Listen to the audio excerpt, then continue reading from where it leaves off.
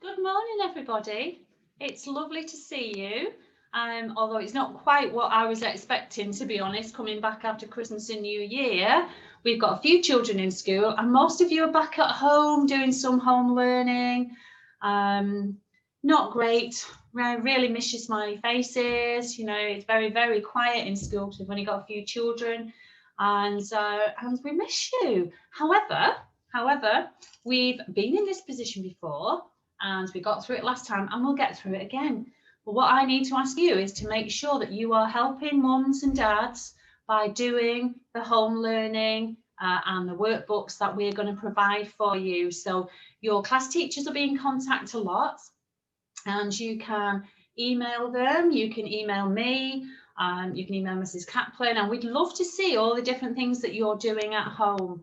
Okay, so you will have lots to do, but please don't moan and groan. If mums and dads say, right, it's time for you to go and do your work now, very often, a lot of you will be capable of doing it by yourself, okay, and let mum and dad get on with their work. You might need a little bit of help every now and again, but if you can, please do that and make sure that you do your reading, because that is so important. Lots of reading online for you all. I want to talk just a little bit today about, getting through this and how we just need to keep persevering. This horrible virus, it keeps coming back and going away and coming back. And, we have to persevere. We'll get there in the end. We'll get rid of it. We've got the vaccines now. And, it reminded me of this, that one of our very special parents, Emma Riley, Connor's mum, she made this for our school, and it's on the front of my door at the end of the last lockdown. Have a look at this. And it says, after every storm comes a rainbow. And she was thinking about our school when she made that, and it's very special. And that actually is on my door. Most of you will have seen it when you've been to my room for one thing or another. And that's very true. And at the end of all this, there will be something lovely. Okay, we've got lots of lovely things to look forward to, and we've got to keep that in our minds and just keep trying, keep persevering with your work, even if it's difficult. It reminds me a little bit about a story of a frog.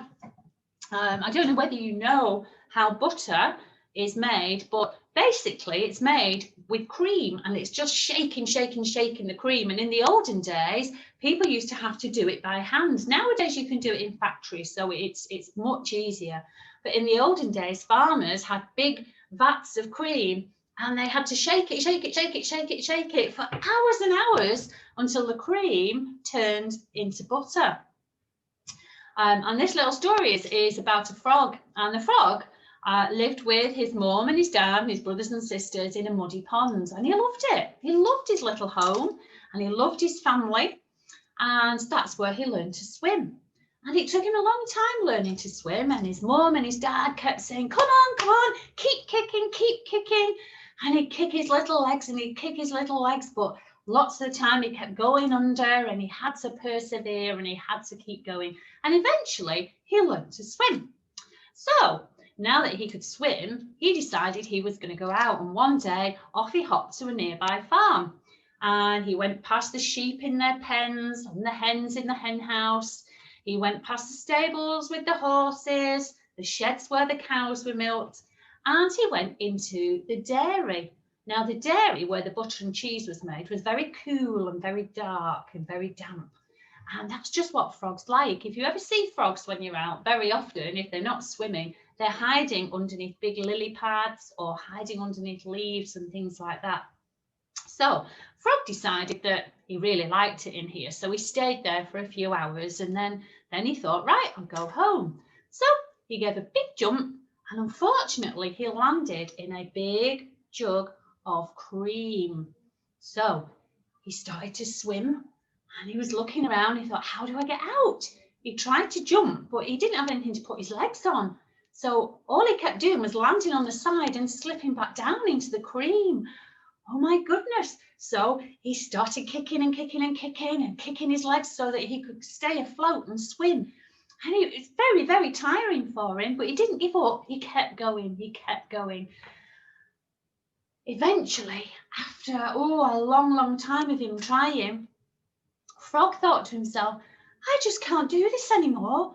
I'm absolutely exhausted. My legs just won't carry on going. So he felt his little mouth going under the Queen. But as he did, he put his feet down and he felt something solid. And he thought, what's that?